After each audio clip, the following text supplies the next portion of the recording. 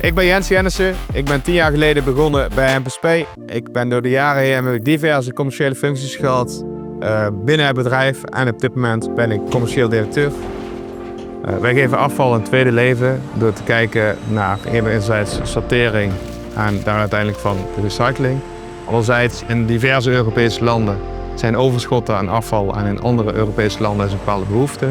Die verbinden wij met elkaar en uiteindelijk zorgen we ook voor het stukje logistiek daarbij. En daarnaast uiteindelijk voor al het niet recyclebare afval produceren wij een product, een pallet, die uiteindelijk fossiele brandstoffen kan vervangen. Het maakt mij trots dat een klein familiebedrijf wat ruim 30 jaar geleden begonnen is door mijn ouders, uiteindelijk zo gegroeid is tot een van de Europese grootste spelers op het gebied van afvalsortering en de productie van alternatieve brandstoffen.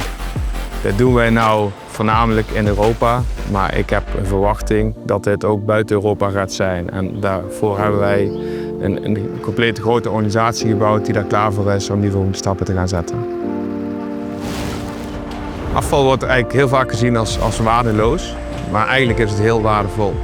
In afval zitten eigenlijk heel diverse stromen die je een tweede leven kunt geven. En zo dragen we eigenlijk bij aan het maximaliseren van de circulaire economie.